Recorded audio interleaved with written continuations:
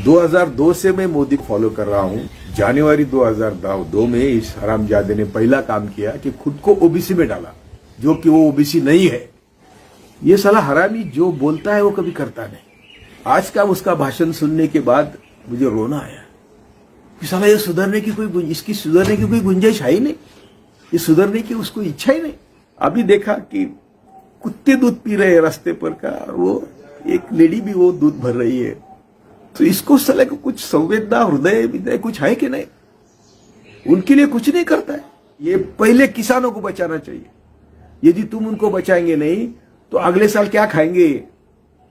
तेरे गोलवलकर सावरकर जाएंगे के खेतों में? हरामी, तू सिर्फ आपके 25-30% वोटर के लिए काम कर रहा है। तेरे सामने सिर्फ चुनाव है। हरामजादे, तू किसी की ही परवाह नहीं कर रहा है। ये आर्य भट्टुकड़ों की जो नीति है हमें बर्बाद करने की, जिसका काम मोदी, शाह और भागवत कर रहा है, उसको हम रोक सकते हैं, वो भी संविधान के दायरे में। ये साले बोलेंगे हरामजादे, मैं आपको रास्ते पर आने को कहता हूं, मैं रास्ते पर संविधान के दायरे में आने को कहता हूं, यह हमारा हक है। कि जरा सोचो, अरे जो हमारे बहुजन नेता उनके तलवे चाट रहे हैं, उनको चौराहे पर फिर घेराव करो और पूछो कि तुम किस लिए काम कर रहे हैं? कहा अंबेडकर और कहा तुम साले हरामजादे?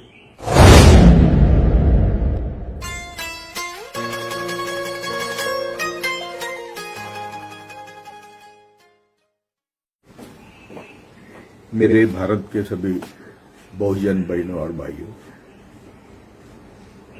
जयप्रकाश नारायण के बाद जो भारत बदलना शुरू हुआ, आज उसकी 100% बर्बादी हो गई। जयप्रकाश नारायण का नाम क्यों लिया?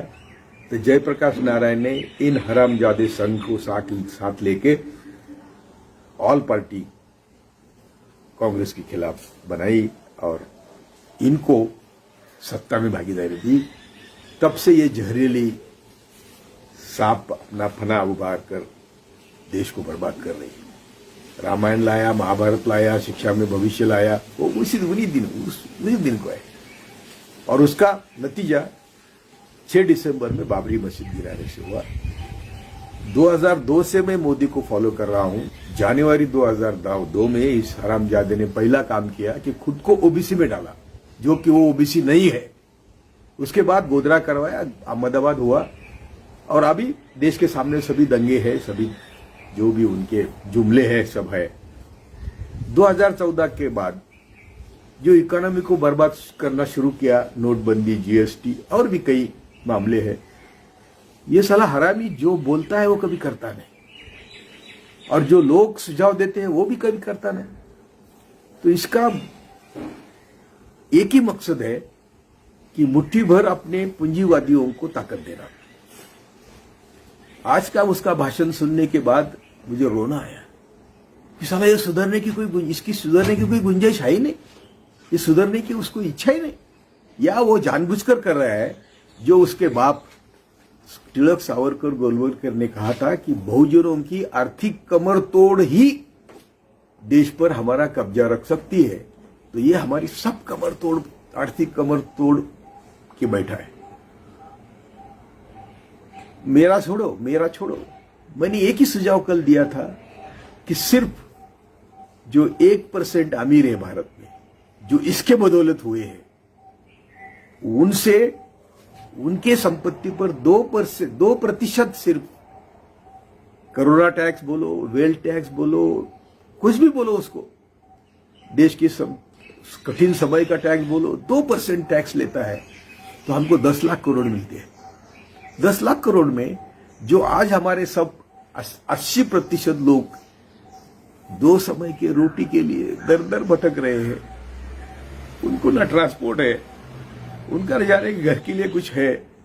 अभी देखा कि कुत्ते दूध पी रहे हैं रास्ते पर का, और वो एक लेडी भी वो दूध भर रही है। कुत्ते की रोटी कुत्ता खा रहा था तो 2 औरतों ने उसको हकाल दिया और वो रोटी खुद खाई। तो इसको साले को कुछ संवेदना, हृदय विदय कुछ है कि नहीं? उनके लिए कुछ नहीं करता है। ये सिर्फ गुड्डी बातें करता है कि भारत के संविधान की शुरुआत हम भारत के लोग हैं। अरे हरामजादे, हम भारत के लोग का मतलब क्या होता है? हम भारत के लोग का मतलब होता है सबको रोटी, कपड़ा, मकान, स्वास्थ्य और शिक्षा। तू क्या समझता है लोग मूर्ख हैं? आज भी जो उसने की उसमें से कुछ नहीं किया। सोनिया गांधी के 4-5 प्रस्ताव थे। सोनिया गांधी का कल का वीडियो है कि अरे सबको खाने को तो दे दो। मैं बड़े दावे से कहता हूं कि अन्न सुरक्षा कानून लाने में हमारा बहुत बड़ा योगदान था। हमारे 1-1 लाख के मोर्चे थे। वो जब जयराम रमेश मुझे खुद बात करता था कि भाई आपके मोर्चे से मुझे ताकत मिल रही है, अन्न सुरक्षा कानून मुझे लाना है, और आपके कई लोग उसको विरोध कर रहे हैं। लैंड एक्विजिशन एक्ट है, जो भी अच्छे कानून कांग्रेस ने लाए थे मरते समय, मरता क्या नहीं करता बोलो, ठीक है कोई बात नहीं, लेकिन लाए थे वो सब इसने बर्बाद किए। बोला मनरेगा में आपका स्मारक करूंगा, और आज मनरेगा में पैसे बढ़ा रहा है जब मनरेगा का काम हो ही नहीं सकता। तो आज हमें, मैं कितने बार से बोल रहा हूं कि मिलिट्री का इस्तेमाल करना चाहिए, पहले किसानों को बचाना चाहिए। यदि तुम उनको बचाएंगे नहीं तो अगले साल क्या खाएंगे? तेरे गोलवलकर सावरकर जाएंगे कि खेतों में? हरामी हमारे लोग जाएंगे ना खेतों में, तो खेतों में उनको जाने के लिए तो तुम जिंदा रखो। खेत मजदूर को, अनगारज मजदूर को तुम जिंदा रखो। किसानों को तुम जिंदा नहीं रखेंगे तो तुम, अभी तो सब बर्बाद तो हुआ है। अगला चारा सिर्फ किसान है, खेत मजदूर है और अनगारज सेक्टर है। जिसको जिंदा रहने के लिए तू कुछ करेगा तो तेरा देश जिंदा रहेगा। तुझे देश की मालूम है मुझे, तुझे देश के लेन देन नहीं है। तू सिर्फ आपके 25-30% वोटर के लिए काम कर रहा है। तेरे सामने सिर्फ चुनाव है। हरामजादे, तू किसी की ही परवाह नहीं कर रहा है। क्या बकवास किया 15 मिनट आपने। अभी मैंने एक सब लिख के लिया, लेकिन उसका क्या उल्लेख करूं मैं?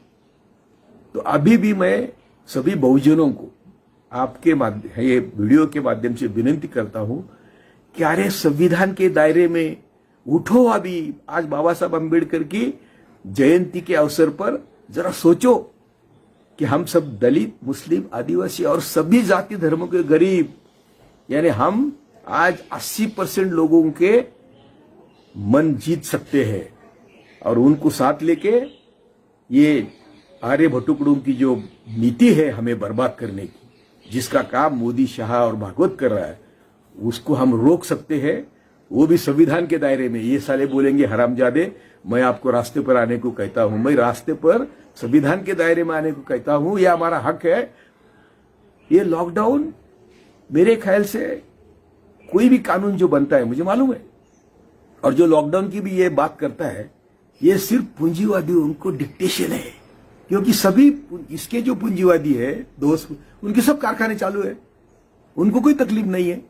और बाकी जो कारखाने हैं, कंपनी है जो माल बनाती है, अरे उनका बनाया हुआ माल का मार्केट में सड़ रहा है, तो उनको कंपनी चालू करने की जरूरत नहीं। उनको आपने 1,40,000 करोड़ का पैकेज दिया है, तो उनको अभी कुछ जरूरत नहीं। बाजार में पैसे नहीं, खिस्से में पैसे नहीं, तो उनका माल कौन खरीदेगा? तो ये जो दुष्ट चक्र शुरू हुआ है हरामजादे, वो कहीं तोड़, लोगों को जिंदा रखने को तो इंतजाम कर। भूखमरी, कोरोना, ये साथ साथ हमारे गरीबों को मार रहे हैं। इसलिए मैं बहुजनों को अपील करता हूं कि जरा सोचो।